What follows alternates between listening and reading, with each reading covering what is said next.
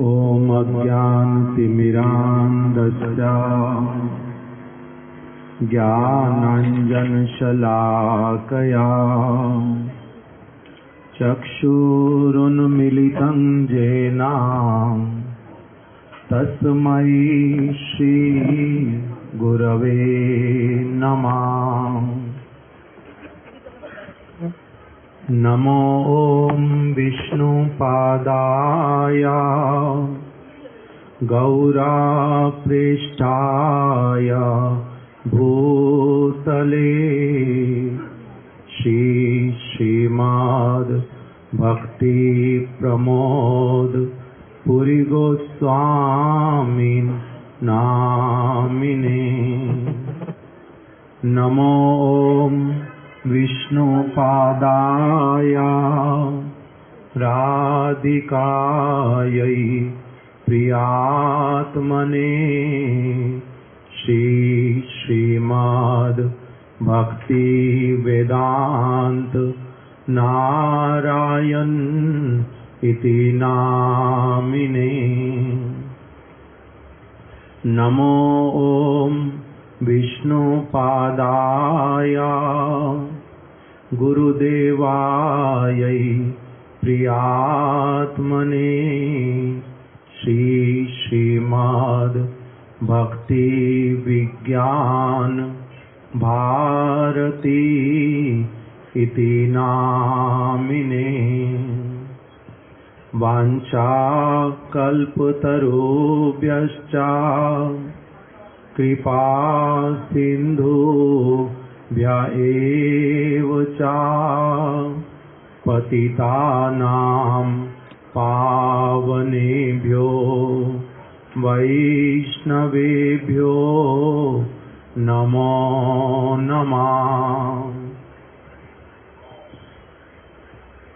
श्री कृष्ण चैतन्य प्रभु नित्यानंद श्री अद्वैत गदाधर शिवासादि गौर भक्त वृंद। हरे कृष्णा कृष्णा कृष्णा हरे हरे हरे राम राम राम हरे हरे। श्री नरसिंह जय नरसिंह जय जय नरसिंह। प्रहलादेश जया पद्मा मुखा पद्मा भृंगा। नामस्ते नरसिंहाय प्रहलादलाद दायिने। हिरण्यकशिपो वक्षा शिलाटंकाल नखालये। वाग ईशा यस्य वदने लक्ष्मीर्यस्य च वक्षसि। यस्यास्ते हृदये संविद तं नरसिंहम् अहं भजे। इतो नरसिंहा परतो नरसिंहा यतो यतो यामि ततो नरसिंहा। बहिर्नरसिंहा हृदये नरसिंहा।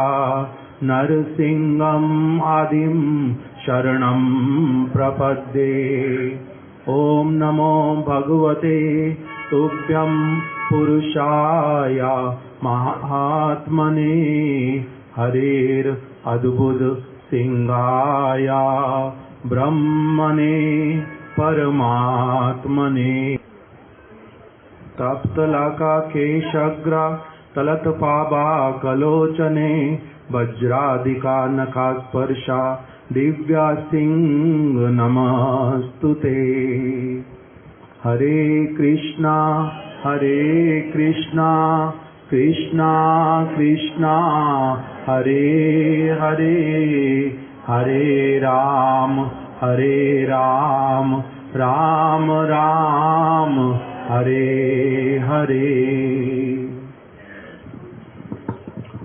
आज शुभ नरसिंह आविर्भाव तिथि।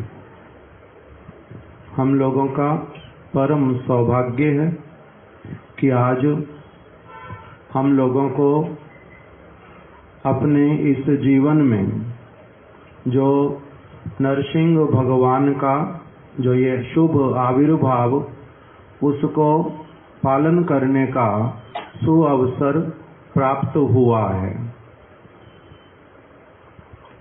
आगे ये अवसर मिलेगा नहीं मिलेगा ये पता नहीं है, किंतु आज ये सुअवसर मिला है।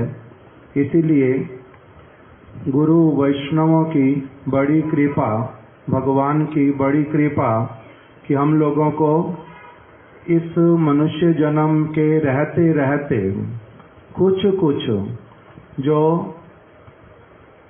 हमारे भगवान के विषय में, भक्तों के विषय में, उनके चरित्र के विषय में, उनके अति अद्भुत आदर्श के विषय में, उनकी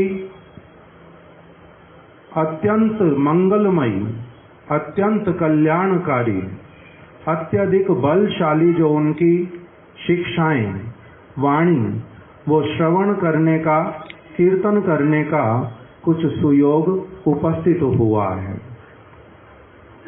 श्रीमद् भागवत के अंतर्गत सप्तम स्कंद में श्री सुखदेव गोस्वामी जी ने श्री परीक्षित महाराज जी को ये जो प्रहलाद महाराज जी और नरसिंह भगवान का चरित्र, इसको उन्होंने श्रवण कराया, प्रारंभ किया। इस प्रसंग को भगवान के दो परिकर वैकुंठ लोक में जय और विजय, द्वारपाल, उनका जिस समय सेवा था द्वार के ऊपर, वहीं पर ही 4 कुमार आकर के उपस्थित हुए। चारों कुमार परम भक्त, जय और विजय भी परम भक्त, वैकुंठ में वास करने वाले, भगवान के अनुचर, नित्य पार्षद। ऐसा स्थान जहाँ पर कुंठा नाम की कोई वस्तु नहीं है, जहाँ पर कोई किसी से द्वेष नहीं करता, कोई किसी को हीन नहीं समझता, जहाँ पर सभी एक परस्पर का बहुत आदर सत्कार करते हैं, जहाँ पर भगवान ही समस्त सेवाओं के केंद्र रहते हैं। उस वैकुंठ लोक में भगवान की किसी विशेष इच्छा से जो जय और विजय, उन्होंने एक ऐसा वाला कार्य किया जो कि वहाँ पर हो नहीं सकता, भगवद इच्छा से केवल लीला के उद्देश्य से हुआ। अर्थात वहाँ पर ये सभी लोग लीला के केवल मात्र पात्र हैं। जैसे कोई प्ले होता है, कोई थिएटर होता है, उसमें अलग अलग लोग रोल प्ले करते हैं किसी विशेष वस्तु की शिक्षा समाज में देने के लिए। उसी प्रकार से वहाँ पर भी एक इसी प्रकार का लीला का उपक्रम भगवान ने अपनी इच्छा से प्रस्तुत करवाया। जय और विजय ने चारों कुमारों को भगवान के दर्शन हेतु भीतर में प्रविष्ट नहीं होने दिया। जहाँ पर कोई किसी के प्रति क्रोध करता नहीं, शाप इत्यादि देता नहीं, मन में भी कुछ होता नहीं, वहीं पर 4 कुमारों ने उनको शाप दिया कि कहाँ तो तुम वैकुंठ के द्वारपाल, किस प्रकार का तुम्हारा दायित्व, कर्तव्य कैसा होना चाहिए था तुम्हारा, और तुमने किया क्या। हम लोगों को भीतर में ले जाना चाहिए था, आदर पूर्वक बैठाना चाहिए था, सत्कार करते हुए प्रभु के पास ले जाना चाहिए था, अत्यधिक आनंदित होना चाहिए था, कहाँ उसके विपरीत आपने सारा कार्य किया। इसीलिए तुम्हारा जो स्वभाव, ये तो असुर वाला स्वभाव, इसलिए तुम क्या करो, जाओ तुम निम्न असुर योनि में पतित हो जाओ। और ऐसा उनके बोलने के साथ ही साथ में इनका वैकुंठ से नीचे पतन होने लगा। उसी समय जो 4 कुमार, उन्होंने इनको अपने इनकी अवस्था देख करके साथ ही साथ में इनको एक वचन कह दिया कि 3 जन्म तक तुम लोगों का इसी प्रकार से असुर योनि में रहना होगा और बाद में पुनः अपने इसी सेवा को आप प्राप्त करोगे। वही जय और विजय अपने पहले जन्म में दिति और कश्यप के पुत्र बन करके वो हिरण्यकश्यप हिरण्याक्ष के रूप में इस जगत में प्रकटित हुए, असुर योनि में, असुर लोक में। वहीं पर ही उन जो हिरण्याक्ष, उनका भगवान वराहदेव के हाथों से उनका वध हुआ और हिरण्यकश्यपु का भगवान श्री नरसिंह देव के हाथ से वध हुआ आज के दिन में। और जय और विजय का जो दूसरा जन्म वो हुआ रावण और कुंभकर्ण के रूप में, और भगवान रामचंद्र जी के हाथ से उनका वध हुआ। तीसरा जन्म हुआ शिशुपाल और दंत्रवक्र के रूप में, और श्री कृष्ण के हाथों से उनका वध हुआ। इस प्रकार से ये भगवान की लीला, उसी को ही सबसे पहले भागवत के 7वें स्कंद में बतलाना प्रारंभ किया। हिरण्याक्ष का वध भगवान वराहदेव ने किया। भूमि को निकाल करके समुद्र में से ला रहे थे ऊपर, हिरण्याक्ष ने विरोध किया और भगवान ने उसका वध कर दिया। इसी बात को श्रवण करके हिरण्यकश्यपु जो है वो क्रोध से तिल मिला उठा कि ये जो हरि है इसका इस प्रकार का दुस्साहस कि उसने मेरे भ्राता को वध कर दिया, मैं उनका इस प्रकार से ऐसा उनका अवस्था करूंगा कि वो भी अच्छी प्रकार से स्मरण रखेंगे। इस प्रकार का उनके मन में एक भावना आया। उसी के बाद में फिर बतलाना प्रारंभ किया कि किस प्रकार से हिरण्यकश्यपु वो अपने घर के भीतर में प्रविष्ट हुए, वहां पर अपनी माता और अपने भाई की जो पत्नी, उसके बाद में उनके हिरण्याक्ष के जो पुत्र इत्यादि, उन सबको सांत्वना देने के लिए बहुत सुंदर सुंदर उपदेश प्रदान किए। भगवान ने जिस प्रकार से भगवत गीता में उपदेश दिए अर्जुन को, शरीर से संबंधित, आत्मा से संबंधित, जगत में आने से संबंधित, जगत से चले जाने से संबंधित, मृत्यु अवश्यम भावी होती है, उसको कोई नहीं टाल सकता। शरीर की ही मृत्यु होती है, आत्मा की कभी मृत्यु होती नहीं है, उसके द्वारा कभी भी मोहित नहीं होना चाहिए। इस जगत में सभी लोग धर्मशाला में मिलने वाले, प्याऊ पर मिलने वाले लोगों की भांति हैं। फिर जब जिसका अपना काम हो जाता वो इस जगत से चला जाता है। आत्मा नित्य है, अजर है, अमर है, उसकी मृत्यु होती नहीं है। अज्ञानी व्यक्ति उसको समझ नहीं पाता, मोह में ग्रस्त हो जाता है, विलाप करता है, अपने समय को नष्ट करता है।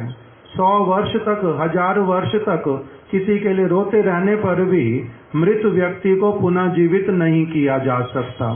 इस प्रकार का सारा उपदेश किया और उनके दुख को दूर किया। इस प्रकार से सांत्वना दे करके आए। ऐसे वाला सारा वचन हिरण्यकश्यपु के मुख से कैसे प्रकटित हुआ?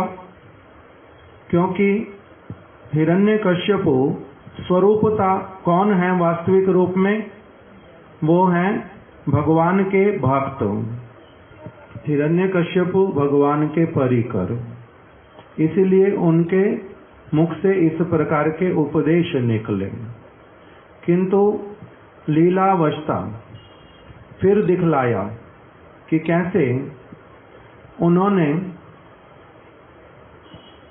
लीलावस्था फिर से दिखलाया कि किस प्रकार से जो असुर स्वभाव का व्यक्ति कब किस प्रकार का व्यवहार करेगा और कब किस प्रकार का, किसी के सामने कैसा होगा, किसी के सामने किस प्रकार का होगा, उसका वो भी चरित्र वहां पर प्रकटित किया।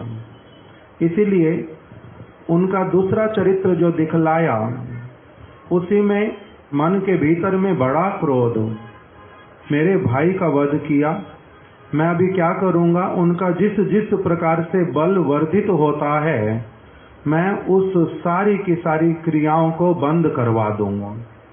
इसीलिए उन्होंने क्या किया, अपने जो उनके सब अनुचर हिरण्यकश्यपु के, उन्होंने उनको आदेश किया, सर्वत्र जाओ, यज्ञ क्रियाएं बंद करवाओ, गैयाओं का वध कर दो, ऋषियों को मार डालो, जो यज्ञ इत्यादि करते हैं ऐसा कोई बचना नहीं चाहिए, उन सबको वध कर दो।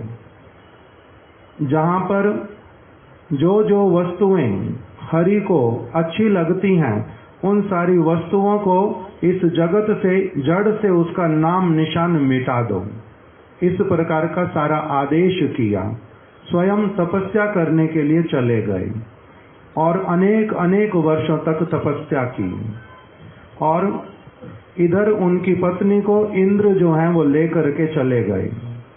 जिस समय वो गर्भवती थी, प्रहलाद महाराज उनके गर्भ में, इंद्र जिस समय लेकर के जा रहा था, हिरण्यकश्यपु की पत्नी कयादु जिनका नाम था, उसी समय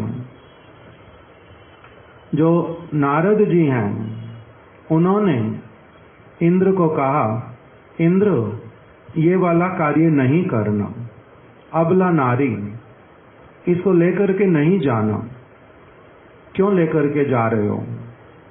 उन्होंने बोल दिया कि हिरण्यकश्यपु महादुष्ट और उन्हीं की ही संतान अभी गर्भ में है, इसीलिए लेके जा रहा हूं। जब इसका जन्म होगा इसको मार दूंगा, बालक को, और जो ये कयादु है इसको छोड़ दूंगा, इसका वध नहीं करूंगा।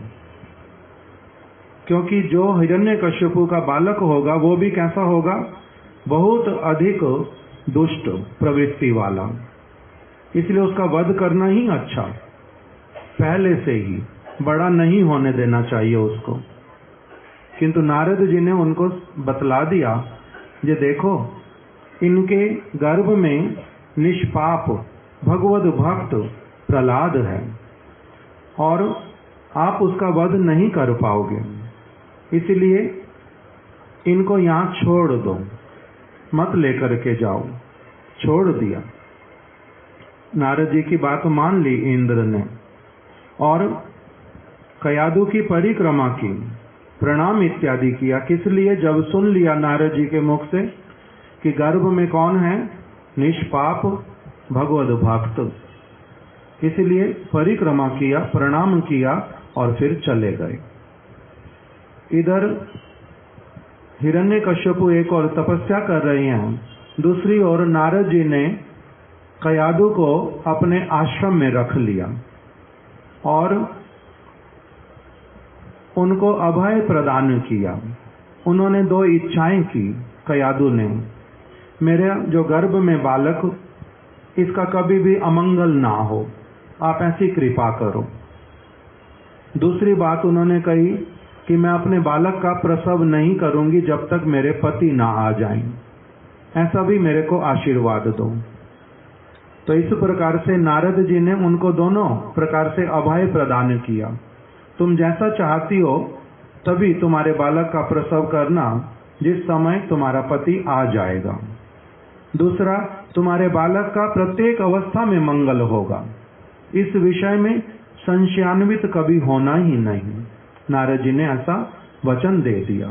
और साथ ही साथ में परम दयालु नारद जी, उन्होंने प्रहलाद महाराज जी के प्रति जो गर्भ में है अभी, बड़े प्रसन्न होकर के उनको क्या किया, उनको उपलक्ष्य करके उनकी माता को भगवान की वार्ता, भगवान की शुद्ध भक्ति की बातें, भगवान का वास्तविक जो महिमा गुण कीर्तन, वो सारा उनको श्रवण कराया। गर्भ में रहते रहते ही प्रहलाद जी ने सारा कुछ सुना। बहुत सारी भक्ति की बातें स्वयं प्रहलाद जी ही बता रहे हैं अपने सहपाठियों को कि किस प्रकार से नारद ऋषि ने मेरे को क्या क्या सद उपदेश नहीं प्रदान किए। उस प्रकार का वो सारा समय गया। हिरण्यकश्यपु लौट आए, प्रहलाद जी का जन्म हुआ। प्रहलाद जी 5 वर्ष के बालक हुए लगभग। उनके पिता ने उनको गुरुकुल में भेजा। हिरण्यकश्यपु की आंखों के तारा थे। बहुत प्रेम करता था हिरण्यकश्यपु अपने बालक से। सब समय उसके मंगल की कामना करता था। किंतु जिसको स्वयं मंगल समझते हैं वैसे वाले मंगल की कामना करते थे। बालक को गुरुकुल में भेजा पढ़ने के लिए। वहां पर किंतु प्रहलाद जी, उन्होंने तो पहले से ही क्या लिया हुआ था, सारा उपदेश नारद जी का लिया हुआ था। नारद जी के उपदेश को धारण करने का क्षमता कहाँ से आया, क्योंकि पूर्व पूर्व जन्मों में वो तो ऐसे नित्य सिद्ध परिकर भगवान के, वो तो परम भगवत भक्त ही थे।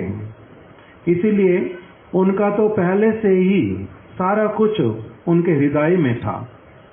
इसीलिए जब तब भी दिखलाया इस जगत में किस प्रकार से गुरु पाद पद्म के माध्यम से, शुद्ध भगवत भक्त के माध्यम से जो भगवत विद्या, अप्राकृत विद्या जो है उसको कैसे प्राप्त किया जाता है, उसी वस्तु को दिखलाया।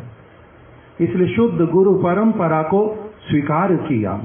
स्वयं उन्होंने भागवत में बाद में बतलाया कि किस प्रकार से, हे प्रभु, जब नरसिंह भगवान की स्तुति कर रहे हैं कि हे प्रभु, आपने कृपा करके ब्रह्मा जी को जो सद उपदेश प्रदान किए थे, उन्हीं उपदेशों को मैंने नारद जी के मुख से श्रवण किया। आपने नर नारायण के रूप में जो सारे उपदेश नारद जी को प्रदान किए थे, उन्हीं उपदेशों को मैंने श्रवण किया। इसलिए मैं ब्रह्म संप्रदाय के अंतर्गत जिन सारे विचारों को मैंने श्रवण किया, उसी के कारण आज मेरा पालन करते करते मेरा कैसा सौभाग्य उदित हुआ कि विशुद्ध गुरु परंपरा में गुरु वर्गों की वाणी को हृदय में लेकर के क्या स्थिति आती है, ऐसी वाली जिसमें कि आपके चरण कमलों का दर्शन, आपके मुख कमल से वाणी आशीर्वाद, आपके हाथ से आशीर्वाद प्राप्त करने का, आपके समक्ष खड़े होकर आपको निहारने का सुअवसर प्राप्त होता है। और उन्हीं गुरु की कृपा के बल से मैं क्या करूंगा, एक दिन अवश्य ही वो भी आएगा प्रभु, जब मैं आपकी साक्षात सेवा में नित्य निरंतर नित्य काल के लिए आपके द्वारा स्वीकृत होऊंगा। मेरा ये दृढ़ विश्वास है। तो इस प्रकार से नारद जी के वचनों को प्रहलाद जी ने धारण किया और अपने पिता के साथ में, जब ये हम सारी बातें जानते हैं, षंड और अमर्क उनके जो गुरुकुल के अध्यापक, उन्होंने जो कुछ भी पढ़ाया, इन्होंने उनसे वो सारी चीजें ली नहीं। इनको अच्छा नहीं लगा वो सारा कुछ जो सिखाते हैं। वो अपने और पराये वाली बहुत सारी बातें करते हैं, उनमें देहा अभिमान है। वो अपने ही स्वार्थ की बातों को नहीं जानते, परम मंगल की बात कभी नहीं करते। समाज नीति, राजनीति और अस्त्र विद्या ना जाने क्या क्या सिखलाते थे, किंतु प्रहलाद जी तो और एक बहुत अलग भूमिका में थे, इसलिए उनका कुछ ले नहीं पाए। पिता के समक्ष भी जब आए, जब भी उन्होंने कुछ पूछा, तब इन्होंने सब समय के लिए नारद जी के उपदेशों का सार, ब्रह्मा जी के उपदेशों का सार ही उनको श्रवण कराया और कुछ नहीं श्रवण कराया। भयभीत बिल्कुल भी नहीं थे, इसलिए हमारे गुरुदेव कहते थे फियरलेस प्रिंस, कैसे वाला निर्भीक ये युवराज, छोटी सी आयु किंतु कभी भयभीत होता नहीं, कभी भी भयभीत नहीं हुआ। और फिर हिरण्यकश्यपु, उन्होंने तो षंड और अमर्क इत्यादि को डांट करके भेज दिया, बालक को अच्छी विद्या दो। और इन्होंने क्या किया, अपने गुरुकुल में भी समय सुयोग पा करके बालकों के साथ में ऐसी भगवत चर्चा की, सुनने में बहुत सरल, समझने में भी बहुत सरल, किंतु बहुत गूढ़, अमृत के समान वचन। वहां पर एक एक शिक्षा जो उन्होंने बालकों को बोली, परम उपकार करने वाली, परम मंगलमयी वाणी, सारे के सारे शब्द ऐसे जैसे बोलते हैं, नृत्य करते हैं और व्यक्ति के ऊपर कृपा करने के लिए ललायित होते हैं, ऐसे वाले प्रहलाद महाराज जी के वचन जो उन्होंने बालकों को श्रवण कराए। बालकों ने पूछा, आपने ये सारा कुछ सीखा कहाँ से? हमने तो कभी देखा नहीं यहाँ पर कोई ऐसे भगवान की बातें सुनाने वाला आया हो, और आप कहीं गए हो ऐसा भी तो कभी हुआ नहीं, यहाँ कोई भगवत भक्त आता हो ऐसा होता नहीं। तब इन्होंने उनको सब कुछ बतलाया, किस प्रकार से नारद जी से मेरे को कृपा की प्राप्ति हुई, नारद जी ने मुझे क्या क्या सुनाया है, एक एक वचन। अभी समय क्योंकि होता जाता है, संजय प्रभु जी से हम कुछ कथा श्रवण करेंगे, उसी में ही फिर इन्होंने सारे उपदेश सुनाए। वो उपदेश परम मंगलमय उपदेश, उन उपदेशों को उन्होंने सुनाया। अपने पिताजी के समक्ष भी जब जब आए, उन्होंने भगवान की भक्ति की ही वार्ता कही, उनको सब प्रकार से अच्छा उपदेश ही प्रदान किया, बड़े विनीत वचनों से किया, शांत स्वभाव से किया। किंतु हिरण्यकश्यपु का ऐसा वाला एक रोल कि वो इनकी किसी बात को स्वीकार नहीं कर पाया। क्रोध उसका बढ़ता ही गया, क्रोध दिन प्रतिदिन बढ़ता गया। इनको कुलंगार कहने लगा, ये किस प्रकार का मेरा दुर्भाग्य जैसा बालक मेरे निकट में आया, इसका वध करना ही अच्छा। शरीर में यदि कोई रोग हो जाए, किसी अंग कोई गल जाए पूरी तरह से, उसको समय पर काट देना ही अच्छा है, नहीं तो वो पूरे शरीर को खराब कर डालता है। इसी प्रकार से इस प्रहलाद को नष्ट कर देना ही अच्छा। उसने क्या किया, एक के पश्चात एक अनेक प्रयास किए और किसी भी तरह से इनका वध कर नहीं पाया। बाद में वही वाला प्रसंग आकर के खड़ा हुआ, जब हिरण्यकश्यपु ने पूछा, किसके बल से इतना तुम बलवान हो? तब फिर प्रहलाद महाराज जी ने उनसे फिर से वार्तालाप किया। वहीं पर फिर आया कि उसने पूछा अपना मुख का दिखा करके कि स्तंभ में भी तेरे को भगवान दिखाई देते हैं? वहीं पर मुक्का मारा, स्तंभ में से नरसिंह भगवान प्रकटित हुए। उसके बाद में हिरण्यकश्यपु का वध हुआ और फिर उसी के सिंहासन पर प्रभु विराजित हुए। देवताओं ने सब स्तुतियां की, प्रहलाद महाराज जी की जो वहां पर भी स्तुति, उसमें कैसी दीनता, भक्त के वचन कैसे होते हैं, किस प्रकार से प्रभु के चरणों में एकांत शरणागति होती है, कैसे उन पर निर्भर करना होता है, जगत के समस्त प्राणियों के प्रति कैसा एक भावना होता है, वो सब प्रकाशित किया।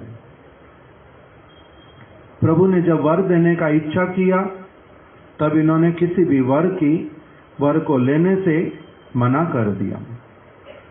भगवान ने पुनः पुनः इनको कहा और इन्होंने भी अलग अलग बातें बतलाई।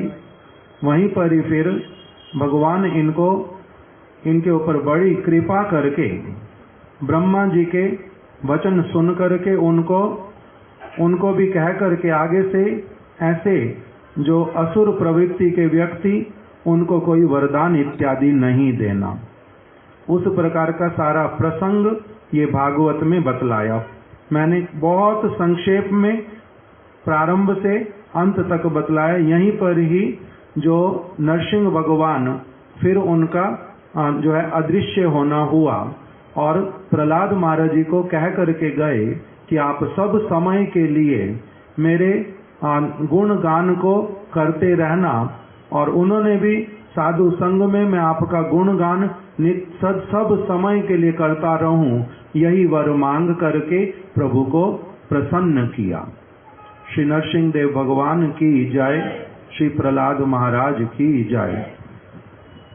गुरुवे गौरचंद्राय राधिकायै तदालय कृष्णाय कृष्ण भक्ताय तद्भक्ताय नमो नमः। नमो विष्णुपादाय श्रीरूप रघुनाथ पृष्ठाय भूतले श्रीमते भक्ति वेदांत नारायण गोस्वामी इति नामिने। वाञ्छा कल्पतरुभ्यश्च कृपा सिन्धुभ्य एव च पतितानां पावनेभ्यो वैष्णवेभ्यो नमो नमः। जय रूप सनातन भट्ट रघुनाथ, श्री जीव गोपाल भट्ट दास रघुनाथ। ये छह गोसाई करी चरण वंदन, जाहि ते विघ्ननाश अभिष्ट पुरण। श्री कृष्ण चैतन्य प्रभु नित्यानंद, श्री अद्वैत गदाधर शिवासादि श्री गौर भक्त वृंद।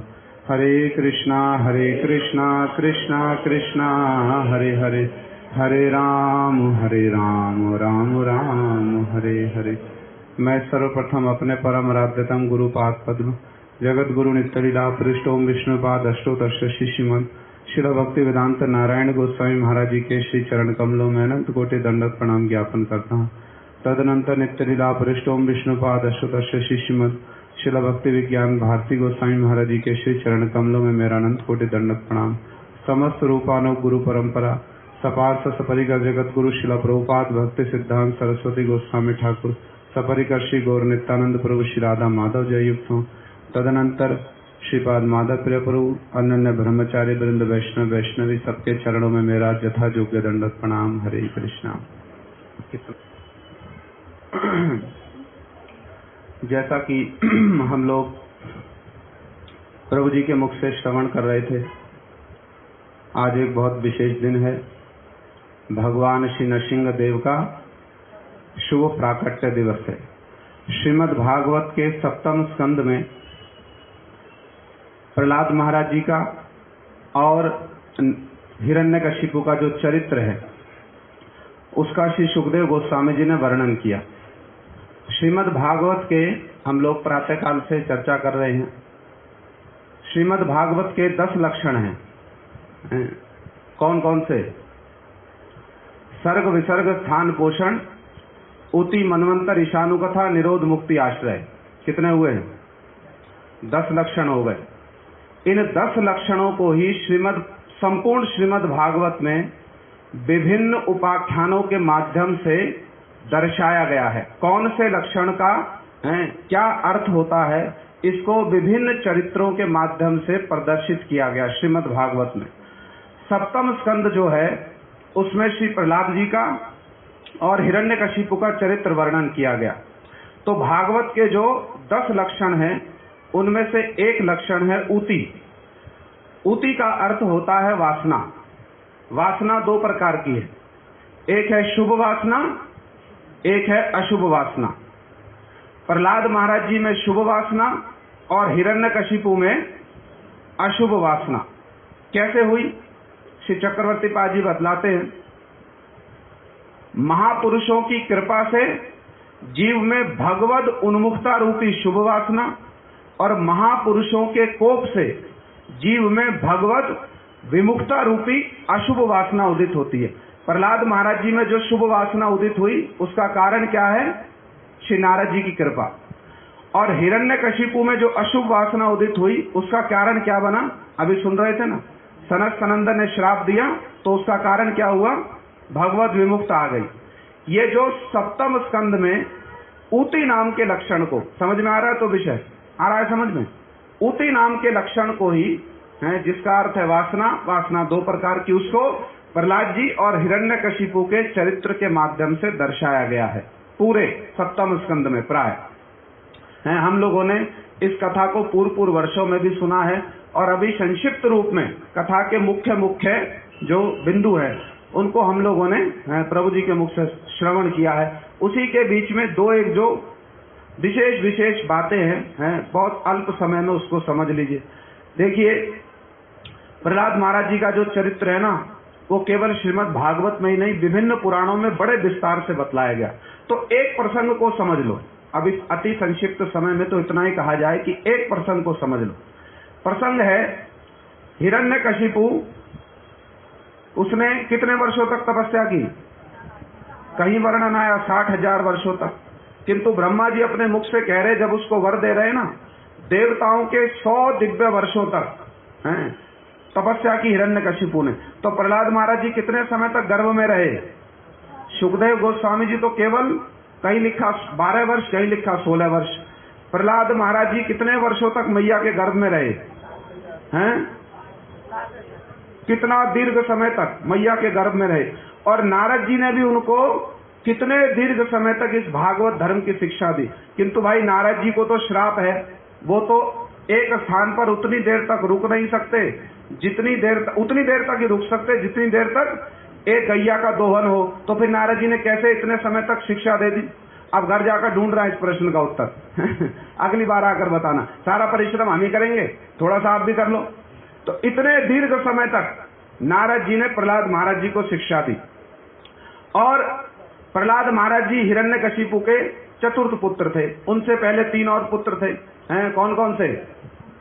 संलाद, अनुलाद, हलाद और प्रहलाद। सबसे छोटे थे तो हिरण्यकशिपु को बड़े प्रिय थे। छोटा पुत्र जैसे बड़ा प्रिय हो ना, हिरण्यकशिपु को बड़े प्रिय थे। अब हिरण्यकशिपु ने अपने राजमहल के निकट में, हिरण्यकशिपु का गुरु कौन थे? शुक्राचार्य जी, दैत्यों के गुरु शुक्राचार्य जी। उनके दोनों पुत्र हैं षंड और अमर्त। दोनों को राजपुत्रों को शिक्षा देने के लिए, अर्थनीति, राजनीति, इस सब की शिक्षा देने के लिए राजमहल के पास में स्थान दे रखा। सारे बालक लोग वहीं जाकर पढ़ा करते। ये दोनों भी सारे बालकों को पढ़ाते। उनमें प्रहलाद महाराज जी भी थे। किंतु प्रहलाद महाराज जी जो ये षंड और अमर्क उनको जो पढ़ाया करते ना, उसको सुन तो लेते, और षंड अमर्क के पूछने पर वैसे का वैसे ज्यों का तो सुना भी दिया करते, किंतु उसको मन से कभी ग्रहण नहीं करते थे। क्यों? क्योंकि षंड और अमर्क जो शिक्षा दिया करते थे उसमें अपने और पराये का भेद था। ये मेरा है और ये पराया है। प्रहलाद महाराज जी ने इसको पाशविक बुद्धि कहा। ये पशु बुद्धि है, ये मेरा है और ये पराया है, ये पशु बुद्धि है। क्यों? प्रहलाद महाराज जी तो भगवत भाव संपन्न थे, सब प्राणियों में भगवत भाव का दर्शन करते थे। तो वो षंड और अमर्क जो उनको सुनाया करते ना, उसको सुन तो लेते। और जैसे क्लास में टीचर पूछे ना, तुमने क्या पढ़ा, तो कोई बहुत अच्छा छात्र हो, कोई बहुत बुद्धिमान, वो टीचर की बात को जैसे सुना वैसे का वैसे ही सुना भी देगा। प्रहलाद महाराज जी भी वैसा ही सुना देते, किंतु मन से कभी ग्रहण नहीं करते। एक दिन षंड और अमर्क ने देखा, भाई हमने सिखा तो बहुत दिया, अब एक दिन इसको हिरण्यकशिपु के पास में भी ले जाए। क्यों? जो हम इससे पूछते हैं वैसे का वैसा ये दोहरा देता है। तो जब हिरण्यकशिपु इससे कुछ पूछेगा और ये ऐसे का ऐसा ही दोहरा देगा, तो हिरण्यकशिपु बड़ा संतुष्ट होगा और संतुष्ट होकर के हमको बड़े उपहार देगा। इस भावना से षंड और अमर्क दोनों ले गए प्रहलाद महाराज जी को। छोटे से बालक प्रहलाद महाराज जी, कितनी आयु के? 5 वर्ष के। अब समझना बात को बड़े ध्यान से। हमारे गुरु महाराज जी कहते हैं, भगवत भक्त होने पर, शरणागत होने पर किसी प्रकार का कोई भय नहीं। भगवान के चरण है अभय, अभय देने वाले। प्रहलाद महाराज जी शरणागत हैं। जिस हिरण्यकशिपु की ये भ्रुकुटी थोड़ी सी भी हिल जाए तो बड़े बड़े लोकपाल, दिक्पाल भय से कांपने लगते थे। पास आने की तो बात दूर, बहुत दूर से ही भय से कांपने लगते थे। देवता लोग भाग जाते थे, इधर छुप जाते थे। उसी हिरण्यकशिपु के राजमहल में, उसी के घर में, उसी के राज्य में, उसी के राज्य महल में, उसी की गोदी में बैठ करके, दूर नहीं, उसकी गोदी में बैठ करके एक 5 वर्ष की आयु का छोटा सा बालक, जो क्या है, भगवान का बड़ा प्रेमी भक्त। कहा ना नारद जी ने, जब इंद्र मारने जा रहा, अभी सुन रहे थे ना, नारद जी ने कहा तुम में बल नहीं है। अरे तो भगवान का अनुचर है, इसको तुम्हारी बात छोड़ो, इसका वध करने का बल किसी में नहीं जगत में। ये तो भगवान का प्रिय अनुचर है, प्रणाम करो, परिक्रमा करो और चलते बनो। इंद्र ने वैसा ही किया, प्रणाम किया, परिक्रमा की, चलते बने हैं। प्रहलाद महाराज जी ऐसे निर्भय हैं, हिरण्यकशिपु की गोद में बैठे हैं और हिरण्यकशिपु ने, और बड़े विनीत स्वभाव के नारद जी देखो प्रहलाद महाराज जी के कैसे गुणों का वर्णन करें, अभिभूत होकर उनके गुणों का वर्णन करें, बड़े विनीत स्वभाव के। पिताजी के सामने गए, चरणों में गिर करके प्रणाम किया। अब प्रथम बार हो रही है ना बात, तो हिरण्यकशिपु ने वत्सलता के कारण, पिता है ना, छोटा पुत्र है, उठा करके गोद में बिठा लिया, मस्तक छूंगा, बड़े प्रेम से पुचकारा और प्यार से पूछा। क्या पूछा? मन में हिरण्यकशिपु के ये आया, यदि मैं इससे कोई कठिन प्रश्न पूछ लूं, क्या पता उत्तर दे पाए कि नहीं दे पाए, तो सरल सा प्रश्न पूछा। क्या सरल प्रश्न पूछा? भैया तुमने, हे तात, हे पुत्र, ये बतलाओ, तुमने इतने दिनों तक अपने गुरु के पास में जो सीखा है ना, जो शिक्षा ग्रहण की, उसमें से तुमको जो अच्छा लगता हो, उसमें से तुमको जो अच्छा लगता हो ना, वो हमको कोई बात बतलाओ। अब प्रहलाद महाराज जी तो गोद में बैठे हैं, एकदम निर्भय, और उनके मन में क्या आया? ओहो, ये तो बड़ा अच्छा प्रश्न पूछा, बड़ी अच्छी बात पूछी। तो हमारे गुरुजी नारद जी के मुख से हमने जो सुना है, मन में प्रहलाद महाराज जी ने अपने गुरुजी को प्रणाम किया, मंगलाचरण किया और हिरण्यकशिपु के प्रश्न का उत्तर देना आरंभ किया। भाई तुम ही पूछ रहे हो, अपने गुरु के निकट में जो सीखा है उसमें से जो तुमको अच्छा लगता है ना, वो हमको बतलाओ। तो प्रहलाद महाराज जी ने सबसे पहली प्रहलाद शिक्षा का सबसे पहला श्लोक बतलाया। तत् साधु मन्ने असुरजवर्ज देहि नाम सदा समुद्विग्न धियाम असदग्रहात हित्वात्म पातम ग्रहण कूपम वनम गतो यद हरिमाश्रय। सबसे पहले तो क्या कह रहे हैं? तत् साधु मन्ने असुरजवर्ज देहि नाम। सबसे पहली बात क्या कही? हे असुरों में श्रेष्ठ। अब यदि किसी को कहो असुरों में श्रेष्ठ, ये तो उसकी निंदा है ना, स्तुति है, हैं? आपको यदि किसी को कह दे हे असुरों में श्रेष्ठ, तो क्या होगा? प्रसन्न हो गए। तो प्रहलाद महाराज जी वो क्यों कह रहे अपने पिता को असुरों में श्रेष्ठ? क्योंकि तुम असुरों में श्रेष्ठ हो, माने तुम्हारी भगवान से विमुखता है, तो तुमने ही प्रश्न किया, गुरु के पास में इतने दिनों तक जो सीखा उसमें से जो अच्छा लगता वो बतलाओ। तो तुम्हारे मंगल के लिए ही बतला रहा हूं। क्यों? अरे जन्मदाता पिता का मंगल करना भी तो कर्तव्य है ना। यदि कोई भगवत भक्त हो जाए तो सबसे पहले किसका मंगल होगा? जन्मदाता माता पिता का। तो प्रहलाद महाराज जी निश्चित कर रहे हैं, सबसे पहले आपके मंगल की बात करता हूं। वो क्या है? तत् साधु मन्ने। आप पूछ रहे हो क्या अच्छा लगता है, वो बतला रहा हूं। साधु माने मुझको तो यही अच्छा लगता है। क्या अच्छा लगता है? तत् साधु मन्ने असुरजवर्ज देहि नाम सदा समुद्विग्न धियाम असदग्रहात। अरे ये जो संसार चक्र है ना, जिसमें पिताजी आप स्वयं पड़े हुए हो, अब उसको समझ नहीं आ रहा है कि हमारे लिए कह रहे हैं। सबसे पहली शिक्षा तुमको ही दे रहे हैं, पर समझ नहीं आ रहा है। क्या बतला रहे हैं? ये जो संसार कूप है ना, अंधे कुएं के समान है, घास से ढके हुए अंधे कुएं के समान। और जो इस संसार कूप में पड़ गया ना एक बार, रात दिन कभी प्रियजनों का वियोग, कभी प्रियजनों का संयोग, कभी मिलना कभी बिछड़ना, रात दिन बस यही कलेशों में उद्विग्न चित्त है, सब समय उद्विग्न चित्त। अच्छा, तो फिर ऐसे लोगों के लिए क्या अच्छा समझते हो? ऐसों के लिए तो मैं यही अच्छा समझता हूं, वनम गतो यद धरिमाश्रय। ऐसे संसार कूप का त्याग करके वन में चला जाए और श्री हरि के चरणों का आश्रय ले ले, यही अच्छा समझता हूं। अब यहां पर भी बड़ी अच्छी बातें कही हमारे आचार्यों ने, है ना। क्या बात मुख्य है? वनम गतो यद धरिमाश्रय। वन में जाना मुख्य बात नहीं है, मुख्य बात क्या है? हरि का चरणाश्रय मुख्य बात है। भगवान की भक्ति करने के लिए जाए, भगवान की भक्ति करने के लिए जाए, तब तो वन में जाना अच्छा है। वन में जाना, आजकल तो वन में जाना नहीं होता।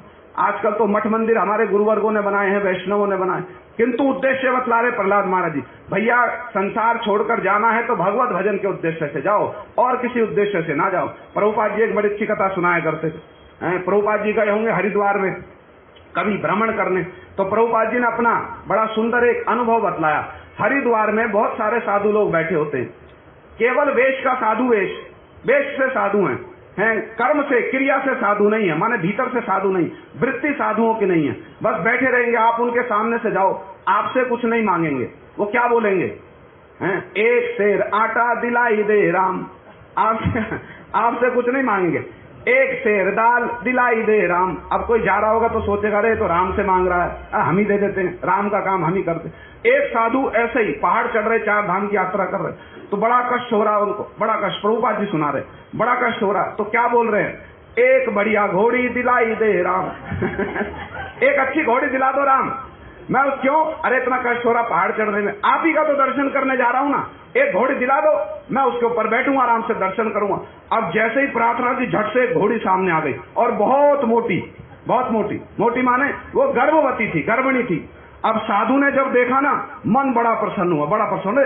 राम जी इतनी शीघ्र हमारी प्रार्थना सुन लेंगे, हमने तो सोचा नहीं था, इतनी जल्दी हमारी प्रार्थना सुन ली। तो आवेग में आकर झट दौड़ा और घोड़ी के ऊपर कूदा, वो थी गर्भिणी। जैसे ही कूदा, उसके भार से घोड़ी ने प्रसव कर दिया, उसको संतान हो गई। अब ये खींचे उसको, अब घोड़ी चले, वो तो चलेगी नहीं, नवजात संतान है ना, वो तो चले ना। अब साधु के मन में तो लोभ आ गया, भाई घोड़ी को छोड़कर कैसे जाऊं, तो क्या किया, अब इसके बच्चे को तो उठाना पड़ेगा। तो बच्चे को उठाया, कंधे पर लाद लिया और 2-4 कदम जाने के बाद कहता, क्या मांगा था मैंने, क्या दे दिया राम। अरे इच्छा तो हमारी ये थी कि हम घोड़ी पर चढ़ेंगे, और अब क्या हो रहा है, घोड़ी हम पर चढ़ रही। तो प्रभुपाद जी सुनाते, ऐसे साधु मत बन जाओ। प्रहलाद महाराज जी क्या कह रहे हैं, वनम गतो यद हरिमाश्रय। अरे वन में जाने का उद्देश्य श्री हरि के चरणों का आश्रय, नहीं तो वन में जाने से भी कोई लाभ नहीं। जब ये पहली बात प्रहलाद महाराज जी ने कही ना, अब पहली बार सुनी हिरण्यकशिपु ने, तो पहली बार में तो हंसा, और हंस करके क्या कहता है, अरे छोटे बच्चों की बुद्धि तो ऐसी बहकाने से बिगड़ जाती है, छोटे बच्चे, किसी ने कुछ बता दी होगी विष्णु भक्ति की बात, तो झिड़क दिया उसने, बच्चे को नहीं झिड़का पहली बार में, किसको झिड़का, षंड और अमर को झिड़क दिया। ध्यान रखो, बालक को ऐसी विष्णु भक्ति की असार शिक्षा ना मिलने पाए, विष्णु भक्ति की शिक्षा को असार बतला रहा है, असुर है ना। देखो नारद आदि वैष्णव लोग छद्म वेश में आश्रम में ना आए, बालक को ऐसी शिक्षा ना मिले, इसका ध्यान दो। अब ये दोनों, ये तो भय से कांपने लगे, ले गए प्रहलाद महाराज जी को और बड़े प्यार से प्रहलाद महाराज जी से पूछने लगे। अब ये तो इतने विस्तृत प्रसंग है ना, क्या कहें और क्या छोड़ें, बड़े असमंजस की बात। जो भी हो, प्रहलाद महाराज जी को बड़े प्यार से पूछा, भैया ये बतलाओ, हमने तो तुमको कभी विष्णु भक्ति की शिक्षा नहीं दी, ये विष्णु भक्ति की शिक्षा तुमको मिली कहां से। प्रहलाद महाराज जी को फिर अपने गुरु जी नारद जी का स्मरण हो गया। क्यों, उनके मन में क्या रहा, ये दोनों तो अधम ब्राह्मण हैं, इनमें तो कोई गुरुत्व नहीं है, मेरे गुरु तो श्री नारद जी हैं। तो जैसे हमसे कोई पूछ ले, अरे भैया आप भक्त कैसे बने, तो गुरु जी का स्मरण हो जाएगा ना, वैष्णवों का स्मरण होगा तो मन प्रसन्न हो जाएगा। तो प्रहलाद जी का मन भी प्रसन्न हो गया और प्रसन्न मन से उन्होंने बतलाना आरंभ किया। इतने सुंदर सुंदर उपदेश दिए, उनको तो कहने का समय नहीं। जो भी हो, जब सुनाना उन्होंने विष्णु भक्ति की बात को, षंड और अमर्त ने बड़े गुस्से में आ गए। कहता है, एक बेत लेकर के आओ, एक छड़ी लेकर के आओ, साम दाम दंड भेद, साम दाम और भेद, इससे तो ये मानेगा नहीं, इसको तो दंड देना पड़ेगा। प्रहलाद महाराज जी को बड़ी झिड़क दी, बड़ी झिड़क है। जो हम सिखलाते वही सीखो, जो हम बतलाते वही समझो, वही सारे शास्त्रों का सार है। प्रहलाद जी बड़े विनीत स्वभाव के, कुछ भी उत्तर नहीं दिया, जो सिखलाते उसी को सीख लेते, जो पूछते वही बता देते। अब थोड़े दिन हो गए, तब इन्होंने क्या सोचा, हाँ आप जैसा पूछ रहे वैसा ही उत्तर दे रहा है, अब इसको लेकर जाए हिरण्यकशिपु के पास में, बड़ा प्रसन्न होगा, हमको उपहार देगा। लेकर गए प्रहलाद महाराज जी को, मार्ग में मिल गई उनकी माता कयाधु। कयाधु ने अपने पुत्र को बड़े सुंदर रूप में नहला धुला करके सुंदर सुंदर वस्त्र पहनाए और हिरण्यकशिपु के पास पहुंचा दिया। प्रहलाद महाराज जी ने साष्टांग प्रणाम किया। हिरण्यकशिपु ने वात्सल्य उमड़ाया, उठाकर प्रहलाद जी को फिर से गोद में बिठा दिया।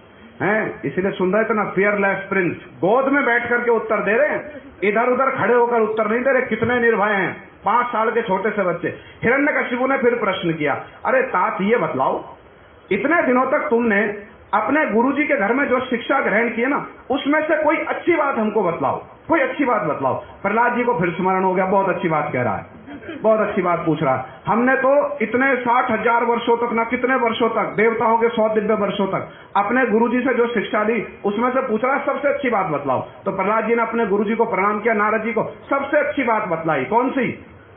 श्रवणम कीर्तनम विष्णु स्मरणम पाद सेवनम अर्चनम बंदरम दास्यम सख्यम आत्मनिवेदनम इति पुंसार पिता विष्णु भक्ति चैन्य लक्षणा क्रियते भगवत सदा तन्मन्य अधित्तम उत्तमम, तन्मन्य अधित्तम उत्तमम। तुम पूछ रहे हो सबसे अच्छी बात बतलाओ, मैं जिसको सबसे अच्छी बात मानता हूं वो बतला रहा हूं। भगवान के चरणों में जो नवधा भक्ति है ना, श्रवण कीर्तन विष्णु स्मरण, इति पुंसार पिता विष्णु, यदि ये भगवान के उद्देश्य से, माने भगवान की प्रसन्नता के उद्देश्य से भगवान को अर्पित करके की जाए, मैं इसको उत्तम समझता हूं, इसको उत्तम समझता हूं।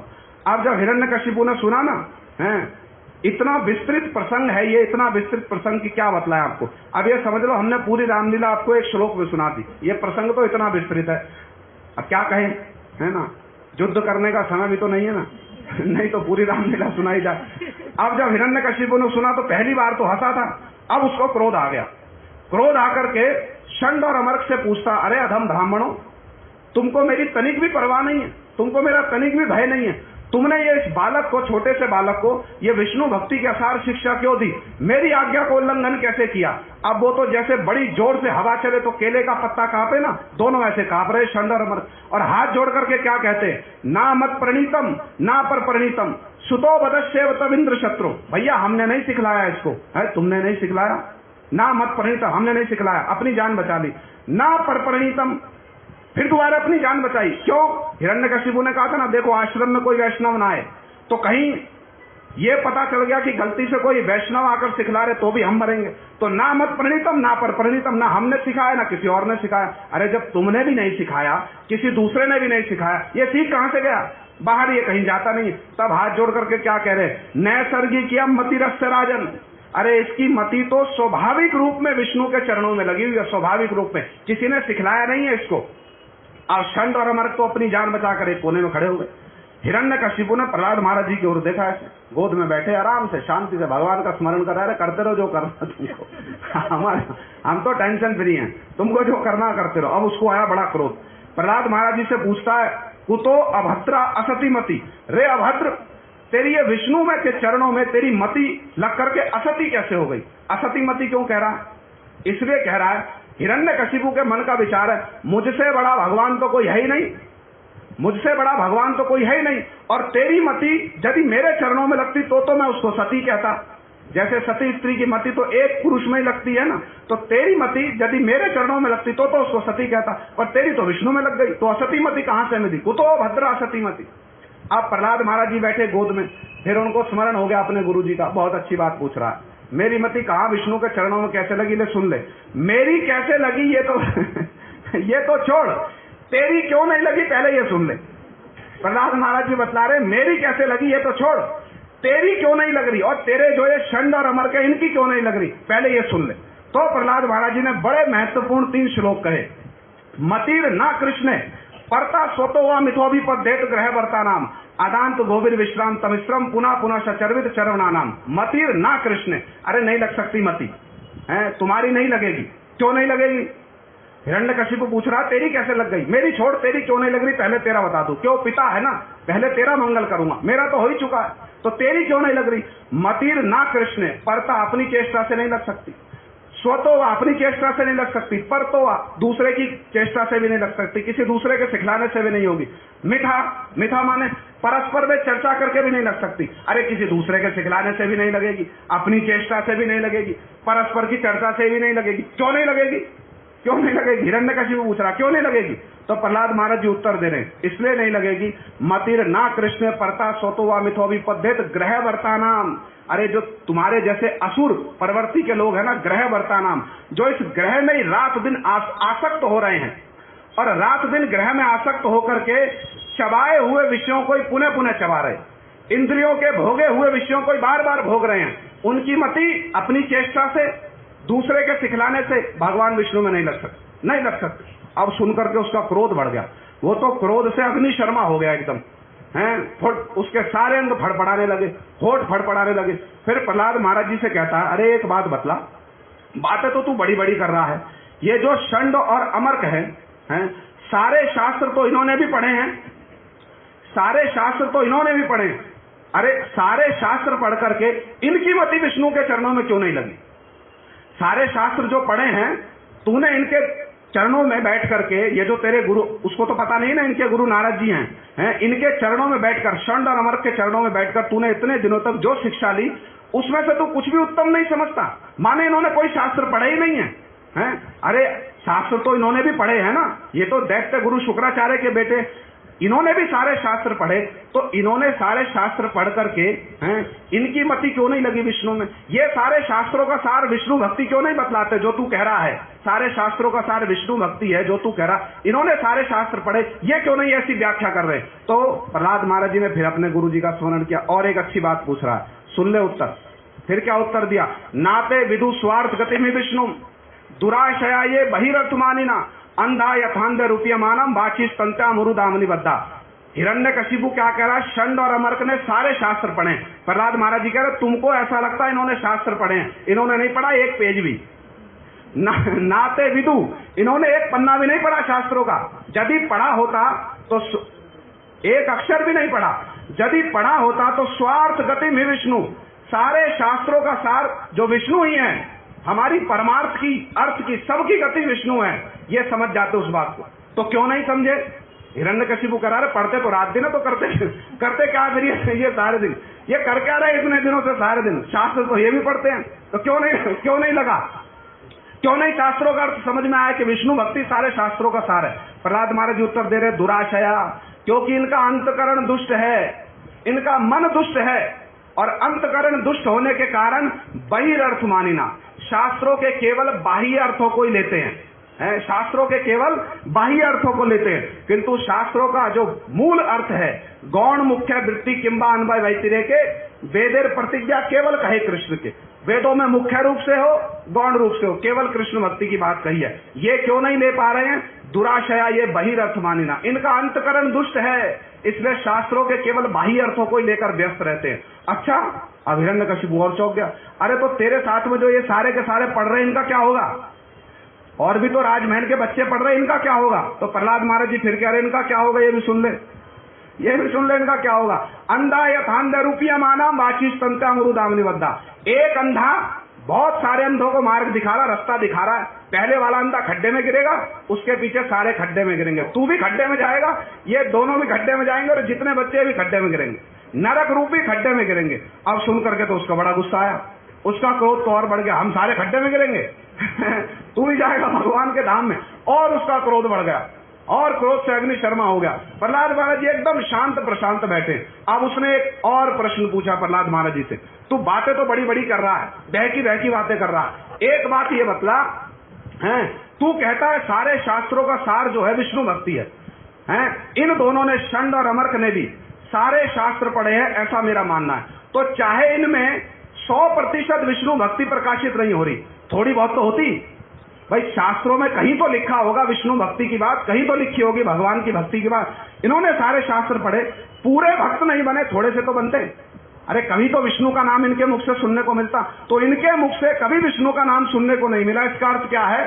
तू जो कहता है ना सारे शास्त्रों का सार विष्णु भक्ति है, ये बात झूठ है तेरी, ये बात तेरी झूठ है, क्योंकि सारे शास्त्र इन्होंने भी पढ़े, थोड़ी बहुत विष्णु भक्ति होनी चाहिए थी। अब प्रहलाद महाराज जी ने फिर कहा और एक अच्छा प्रश्न पूछा, बातें अच्छी पूछ रहा है, जगत कल्याण की बात। तो प्रहलाद महाराज जी ने फिर सबसे महत्वपूर्ण उत्तर दिया। प्रहलाद महाराज जी ने, नैशाम मति सावध उरु क्रमांग्री स्पर्शत्य नर्थापगमो यदर्था मय्यसाम पादरजोभिषेकम निष्किंचनानाम ना वृणीत यावत ना ऐशा नैशाम मति ना ऐशा मति। कैसे लग जाएगी इनकी मति? अरे सारे शास्त्रों का अध्ययन करके यदि मति भगवान के चरणों में लग जाती तो फिर तो तू भी बहुत बड़ा पंडित है।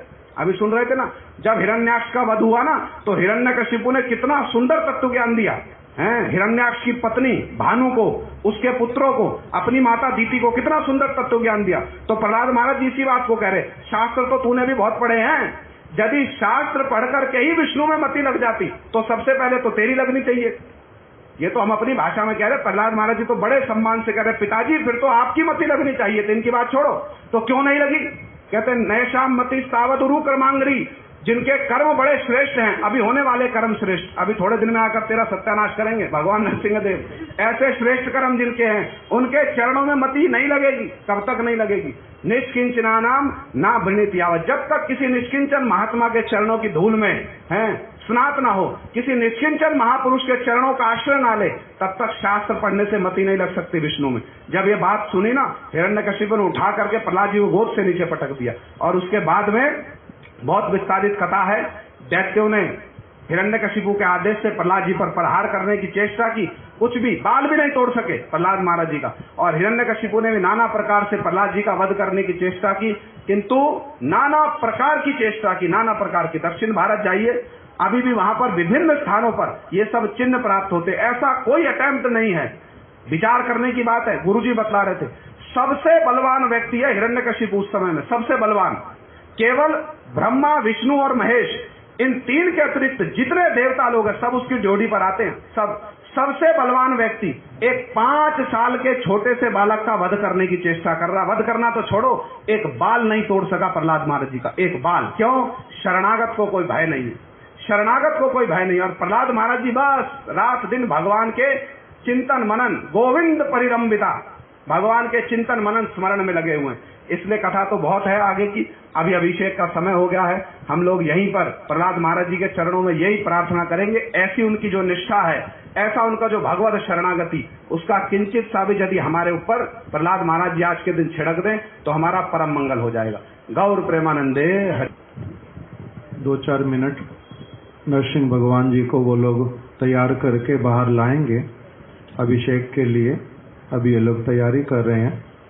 उसी के बीच में जो प्रसंग हम लोग सुन रहे हैं, इस समय क्या हुआ, जिस समय भगवान नरसिंह देव प्रकट हुए, उसके विषय में बतलाया कि हिरण्यकश्यपु जो है उसने अपने बालक को कहा, हे दुर्विनीत, तुम मुख से तो भले ही बड़े शांत होकर के बातें करते हो, किंतु जो तुम्हारे मुख से वचन निकलते हैं ये बहुत कड़वे हैं, अन्यायपूर्ण हैं, पिता को उपदेश करते हो, इस प्रकार से मेरे को नीच दिखाते हो। तुम कौन हो? दुर्विनीत, विनीत नहीं हो तुम। हे मंद बुद्धे, तुम्हारी बुद्धि बहुत मंद है। और हे कुल भेद कर, तुम कुल का नाश करने वाले, असुर कुल में आकर के देव कुल के जो आराध्य, उनकी आराधना करते हो। हे अधम, तुम बहुत अधम हो, सबसे अधम, बुद्धि तुम्हारी बिल्कुल नहीं है। कितनी बार प्रयास कर लिया तुम्हें समझाने का। इस प्रकार से ये वचन कहे, यद्यपि इसके अर्थ बहुत अलग भी हैं। शुद्धा सरस्वती अलग अर्थ कर रही हैं। जो हिरण्यकश्यपु है अपने हृदय से जब जय विजय के रूप में बोलते हैं तो अलग भावना से बोलते हैं कि अधम कहने का अर्थ, इस जगत के अनुसार भले ही तुम अधम, किंतु तुम तो सबसे उत्तम वाली बातें करते हो। तुम दुर्विनीत, इतना अधिक विनीत कोई नहीं हो सकता। उस प्रकार की भावनाओं से बोला, तुम्हारी बुद्धि बड़ी प्रखर है, इस प्रकार से कहा। और फिर क्या कहने लगे बाहरी रूप में, हे मूढ़, मैं जब क्रोधित होता हूं ना तो सारा त्रिभुवन कांपता है, पता है तेरे को? जब मैं क्रोधित होता हूं सारा त्रिभुवन कांपता है, किंतु तुम एकमात्र ऐसे व्यक्ति मेरे सामने आकर के खड़े हुए जिसको कुछ भी भय नहीं लगता, जिसको बिल्कुल कोई भय नहीं लगता। तुम भय शून्य हो। तुम किसके बल से एकदम से निर्भय रहते हो? तुम मेरे को कुछ समझते नहीं हो, मेरी डांट को डांट नहीं समझते। शासन मैं करना चाहता हूं, तुम उसको कुछ उससे भयभीत नहीं होते। प्रहलाद महाराज जी ने कहा, तुम्हारे में कहां से बल आता है इतना? हिरण्यकश्यपु ने पूछा। प्रहलाद महाराज जी ने कहा, हे राजन, आपके भीतर में भी और मेरे भी भीतर में एक ही स्थान से बल आता है। तो हम आप में जो बल वो कहीं और से आता हो, मेरे में बल कहीं और से आता हो, ऐसी बात नहीं है। एक ही स्थान से हमारे पास बल आता है। सिर्फ आपका और मेरा तो कहना क्या, स्थावर जंगम पशु पक्षी अपना पराया जिसको भी आप कहते हो, सब में जिसमें जो भी बल दिखाई देता है वो सबका बल ही एक भगवान से ही आता है। और आप किंतु अपने आसुरी स्वभाव के कारण इस बात को मानते नहीं हो। हे राजन, आप अपने आसुरिक स्वभाव को परित्याग कर दो। कितनी बार मैं आपको कहूं, अपने हृदय से शत्रु और मित्र जो ये आपने अपने मन के अनुसार लोगों को मान रखा है, इस बात को भूल जाओ। सबके प्रति समभाव धारण करो। अवशीभूत मन वाले मत बनो, विपथगामी मत हो, नहीं तो आपका मंगल नहीं हो पाएगा। आप भगवान की उपासना करो, शांति पूर्वक बैठ करके सोचो, मैं क्यों आपके अहित की बात कहूंगा, आपके हित की बात ही कर रहा हूं। इस प्रकार से जब उनको कहा, तब उन्होंने फिर से कहा कि आप सोचते हो आप सबसे अधिक बलवान, आपने सबको पराजित कर रखा है, सारे आपके वश में हैं, किंतु काम, क्रोध, लोभ, मोह, मद, मात्सर्य, इसी को ही तो आपने जीता ही नहीं है। ये आपके हृदय में बैठे हुए हैं। आप मदमत्त हो रहे हो अपने बल के ऊपर। आपके जैसे कितने ही राजा आए, कितने ही राजा चले गए, कितने ही लोगों ने पृथ्वी पर, स्वर्ग पर, ब्रह्मलोक पर आधिपत्य जमा करके सारा कुछ अपना करना चाहा, उनका भी कभी वो सब नहीं हो पाया। आपका क्या हो पाएगा? किंतु आपकी मत्तता ऐसी है, ऐसे आप नशे में चूर हो, आपको ये सोचने का भी समय होता नहीं है कि आपकी क्या गति होने वाली है, क्या हो सकती है। आप ऐसा मत करो। आपके भीतर में क्रोध है, वो क्रोध को ही जीतो पहले। आप सोच रहे हो आपने इंद्र को जीत लिया, आपने कितने समस्त देवताओं को जीत लिया, सारी प्रजा थर थर कांपती है आपके सामने, किंतु क्रोध नाम की वस्तु को आपने जीता है अभी तक? उसको तो आप जीत नहीं पाए। आपके भीतर में कितनी कामनाएं हैं कि आप सबसे बड़े बनना चाहते, जो कभी संभव नहीं है। इस कामना को आप छोड़ दो। आप इस कामना को छोड़ दो। इस प्रकार से उनको बतलाया। किंतु आप सोचते हो कि आप सबको आपने जीत लिया। मैं तो आपको देखता हूं, सबको जीतने पर भी यदि आपने अपने मन को ही नहीं जीता, तब आपने क्या जीता? फिर इससे आगे बोलता हूं, अगर किसी ने अपने मन को भी जीत लिया, काम, क्रोध, लोभ, मोह पे भी अपना उसने कंट्रोल कर लिया, तब भी यदि भगवान को ही प्रसन्न नहीं कर पाया, तब उसका कुछ भी करने का लाभ क्या हुआ? इस प्रकार से हिरण्यकश्यप को जब कहा, हिरण्यकश्यप ने साथ साथ बोला कि अरे मंद बुद्धि, तू मेरे को उपदेश करेगा? तेरा इतना साहस, तू मेरे को नीच कह रहा है, मेरे को निम्न बुद्धि वाला कह रहा है। आज मेरे को लगता है अवश्य तेरा वध का समय आ गया है। मैं ये अच्छी तरह से जानता हूं, जिस समय एक व्यक्ति का जो मरने का समय आता है, जिस समय उसकी बुद्धि काम नहीं करती, वो उस समय अनाप शनाप कुछ भी बोलता है। उसी तरह से तुम्हारे भी मुख से अभी क्या निकल रहे हैं? सारे अनाप शनाप वचन निकल रहे हैं। हे मंद बुद्धि, ओए मंद भाग्य, तुम्हारे अतिरिक्त ऐसा कौन मूर्ख होगा जो ईश्वर के सामने खड़ा होकर के कहेगा और भी कोई ईश्वर है? तुम मेरे अतिरिक्त और भी किसी को ईश्वर मानते हो? तुम्हें ऐसा लगता है जगत का और कोई ईश्वर है मेरे अतिरिक्त? यदि ऐसा है तो क्या वो सर्वत्र है? वो सब स्थानों पर रहता है? यदि रहता है तो क्या वो इस स्तंभ में भी है? तब प्रहलाद महाराज जी ने कहा कि हाँ, इस स्तंभ में भी वो है। यदि तुम सचमुच में कह रहे हो स्तंभ में है, तुम इतना तुम्हारे को अपने आप की तुम प्रशंसा कर रहे हो, तुम्हारे को सर्वत्र वो दिखलाई दे रहे हैं, तो आत्मश्लाघाकारी, अपनी बहुत अधिक बड़ाई करने वाले, अपने को बहुत बड़ा विद्वान समझने वाले, इतना अधिक बलशाली होकर के मेरे सामने जो खड़े हो, अभी मैं क्या करूंगा? तुम्हारे मस्तक को छिन्न भिन्न कर दूंगा, तुम्हारे मस्तक के 2 टुकड़े कर दूंगा अभी अभी। और देखता हूं कि तुम्हारा जो रक्षा करने वाला, जिसके बल पर तुम इतना इतरा रहे हो, वो तुम्हारी रक्षा करने आता है या नहीं आता। इस प्रकार महाबलवान जो हिरण्यकश्यप, उसने क्रोध पूर्वक दुर्वाक्य द्वारा महाभागवत प्रहलाद को बार बार तर्जन किया, बार बार उसको फटकार लगाई, बुरा भला कहा। इसी कारण से क्या हुआ, अभी उससे बैठा भी नहीं गया, अपने सिंहासन से उठ खड़ा हुआ, तलवार अपने हाथ में उठाई और तलवार को लेकर के सिंहासन से उठा और खंबे के पास पहुंच करके, स्तंभ के पास पहुंच करके उसने अपनी मुट्ठी से बड़ी जोर से प्रहार किया, जैसे उसको क्रोध आया था। उसी प्रकार से मुट्ठी से उसने क्या किया, एकदम से स्तंभ पर जैसे ही प्रहार किया, उसी समय क्या हुआ, उससे ही मुष्टि प्रहारे स्तंभ होइते अति भीषण शब्द होइलो। उसने तो जितना जोर से मारा था उतना शब्द होता तो अच्छा था, किंतु उसमें से जैसे ही इसने उसको मारा स्तंभ को मुक्के से, उसी समय वहां पर बहुत भीषण शब्द हुआ।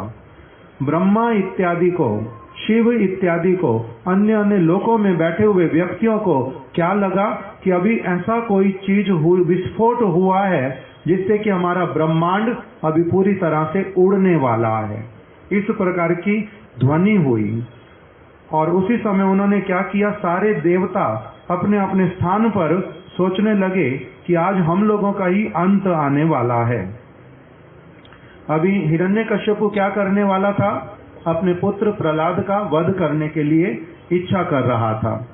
और उसी समय क्या हुआ, जब उसने ऐसा वाला एक शब्द सुना बड़ा भयानक, उसको विश्वास नहीं हुआ अपने कानों के ऊपर कि ऐसे वाला शब्द मैंने कभी आज तक सुना नहीं, इतना भीषण शब्द। इसके द्वारा उसका मन एकदम से कांप उठा। हिरण्यकश्यपु भी उस शब्द को सुन करके कांप उठा और उसको श्रवण करने के साथ साथ इसको क्या लगा कि कहां से ये शब्द आया, कहां से ये शब्द आया। उसको नहीं पता चला, स्तंभ में से आया है जहां उसने अपनी मुट्ठी से प्रहार किया था, वहीं से एकदम से भयानक शब्द आया। जैसे ही वो चारों तरफ देखने लगा, उसी समय क्या हुआ, तद अनंतर उसी के बाद भगवान हरि ने अपने सेवक प्रहलाद के वचनों को कि हाँ मैं स्तंभ में इनको देख रहा हूँ, उनके वचनों को सत्य करने के लिए, और कि हाँ मैं सर्वत्र रहता हूँ, मेरे भक्त मेरे को देखते हैं, इस बात को सत्य करने की भावना से उन्होंने अति अद्भुत जो उनका स्वरूप, एक आधा मनुष्य और आधा सिंह ऐसे वाला स्वरूप प्रकटित किया। श्री नरसिंह देव भगवान की जय।